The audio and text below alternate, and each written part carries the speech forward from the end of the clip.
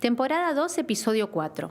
Si hay un riesgo genético, ¿qué opciones tenemos? Con Patricio Rosas, ginecólogo especialista en medicina reproductiva del Hospital Italiano de Buenos Aires.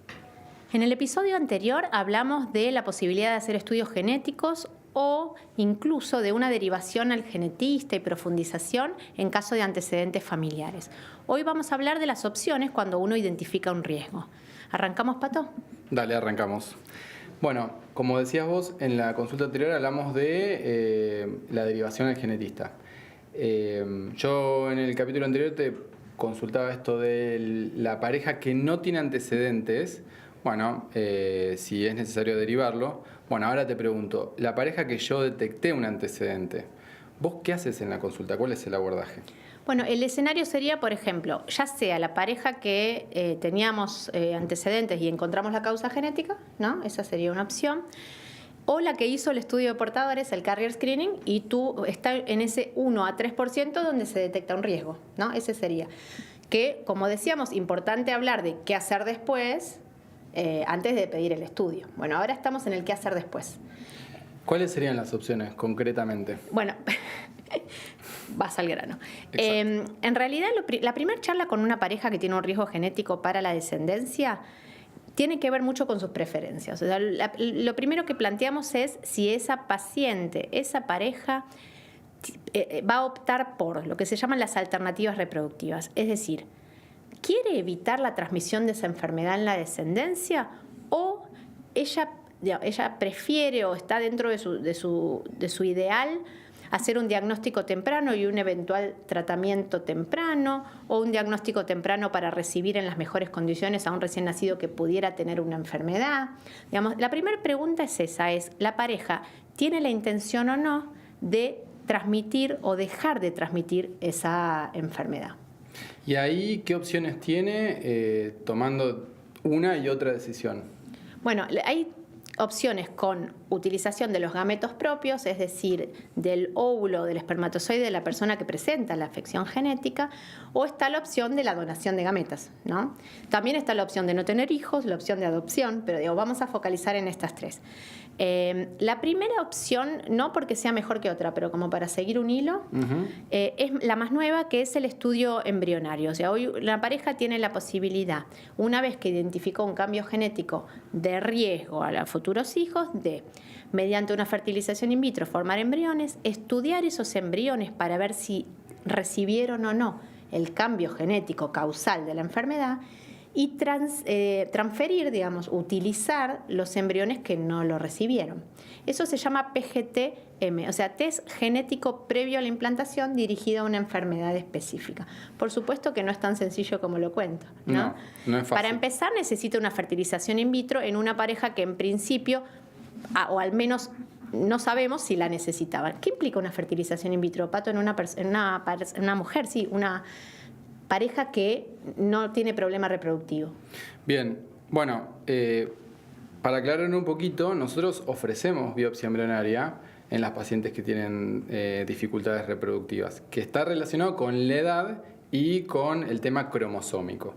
Puntualmente acá son estudios del embrión que se hace de la misma forma, pero en este caso estamos estudiando mutaciones de genes, ¿sí? Entonces ahí está la diferencia entre cromosoma y gen, que era lo que habíamos hablado en el episodio anterior. Vos lo que me querés decir, perdón, es que es un estudio que se hace de rutina, el tema de la biopsia embrionaria, pero en general con otro objetivo. Con otro objetivo, claro. Es como para tener mayor precisión al momento del resultado reproductivo, ¿sí? Pero no para buscar una mutación genética. En este caso puntual, no es para aumentar la chance reproductiva, sino es para evitar transmitir una enfermedad genética, ¿no?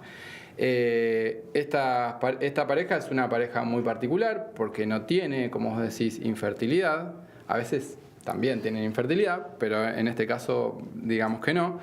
Entonces se tienen que someter a un tratamiento de fertilización asistida sin tener una indicación médica real en cuanto a lo reproductivo, ¿no? Estas pacientes tienen que pasar por todo el mismo proceso que pasa una paciente con una pareja, con infertilidad, y eso consiste en estimulación ovárica, como explicamos para la criopreservación de ovocitos, donde se hace una guía con ecografía, el tratamiento son más o menos de 10 a 12 días, y una intervención que es la extracción de los ovocitos. Una vez que se extraen los ovocitos, se unen con el espermatozoide, puede ser de la pareja o puede ser donado, y ese embrión que se formó progresa en el laboratorio hasta el día 5 de desarrollo, que es el famoso blastocisto, ¿sí? Tenemos que tener en cuenta que toda esa progresión del embrión, lo mismo que el tema de la estimulación ovárica, de la obtención de ovocitos, tienen que pasar por un proceso de selección y bueno, la chance de éxito es compleja, ¿no? Porque por ahí tenemos mucha cantidad de ovocitos y no llegamos a tener mucha cantidad de embriones para poder evaluar.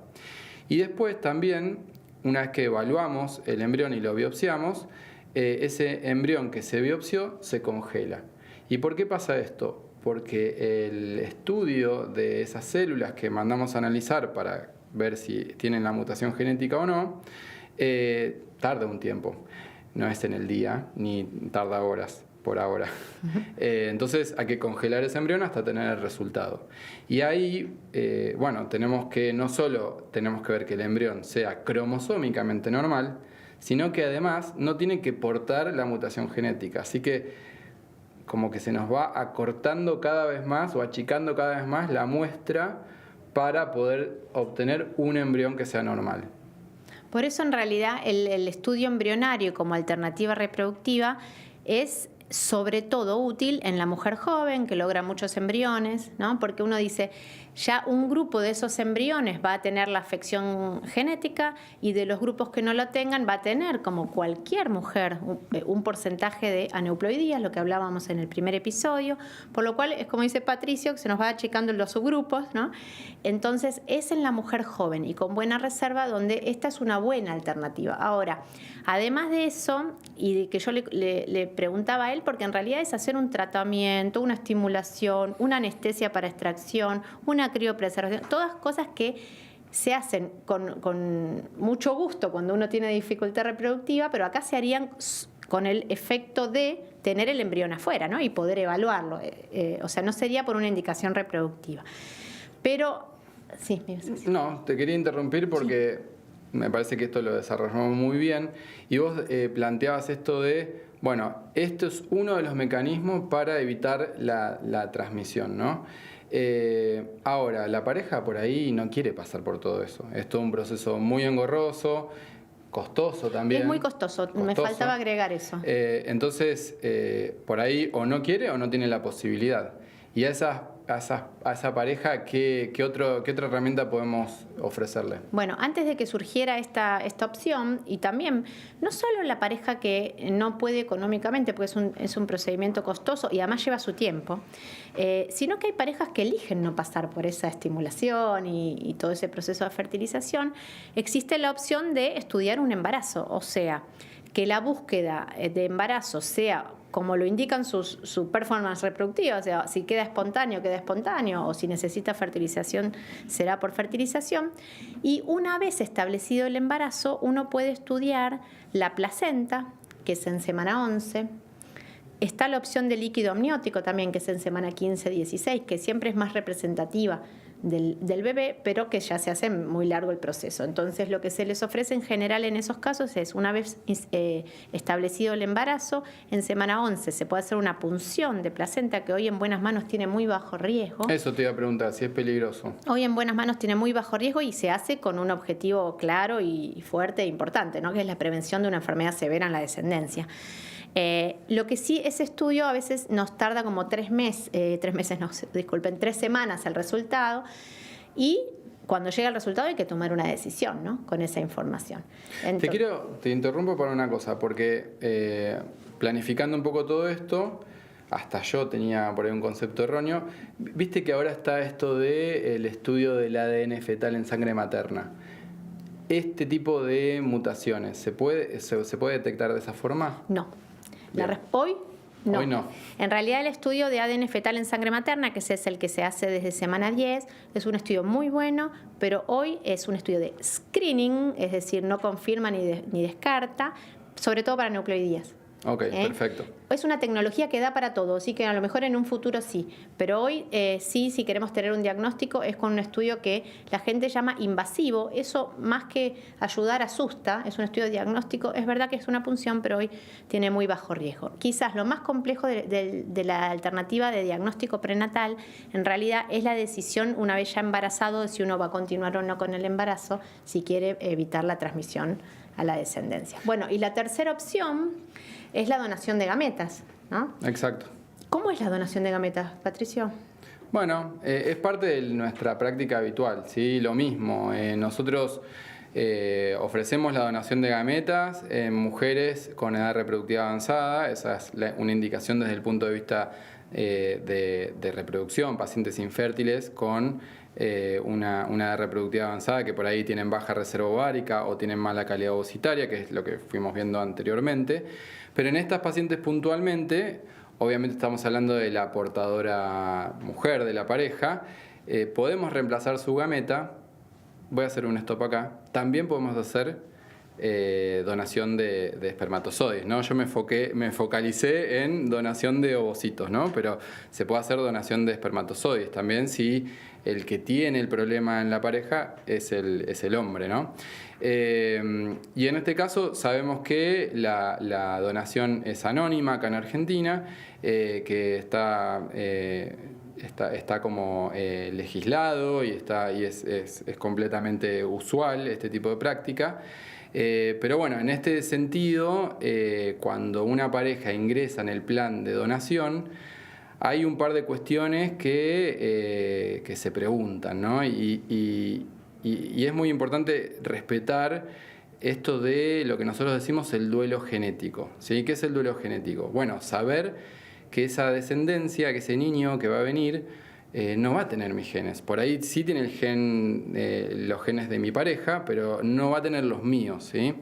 Y en ese sentido, cuando el tema es la donación de ovocitos, yo muchas veces les digo a las pacientes que es sumamente importante el proceso del embarazo en el desarrollo de ese bebé y que también van a aportar lo de ellas, ¿no? Porque van a llevar el embarazo, van a tener una relación muy estrecha desde el inicio. Sabemos la importancia que tienen los primeros 2 años de vida para el desarrollo de la salud futura de ese niño.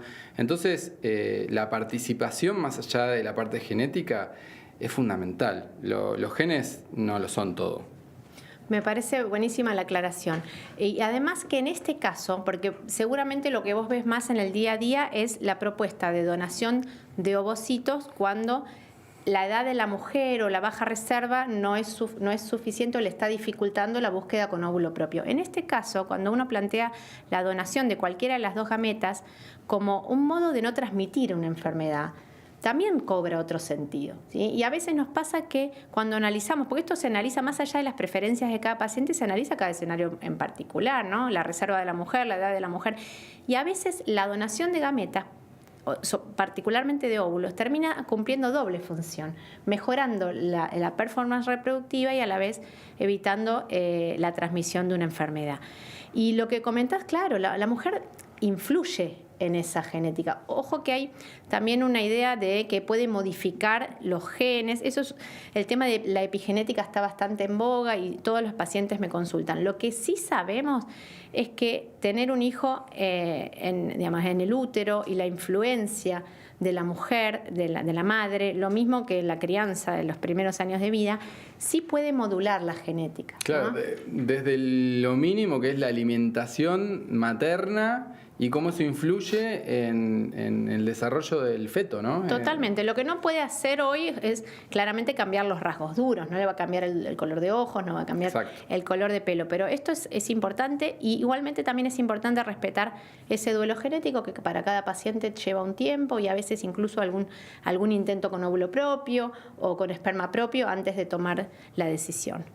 Bueno, Llegamos al final de esta temporada. Hablamos de la importancia de la consulta preconcepcional, de la posibilidad de detectar factores de riesgo, de la posibilidad de hacer estudios y qué hacer cuando aparece un riesgo genético.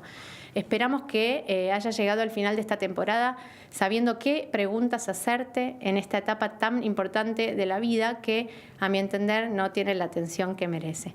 Gracias, Patricio, por acompañarme toda la temporada. No, gracias a vos. Para mí fue un placer porque es un tema muy importante en la práctica habitual, ¿no? Y está buenísimo poder visibilizarlo, me parece, ¿sí? Bueno, nos vemos en la próxima temporada. Esto es Origen, tu genética, tus decisiones.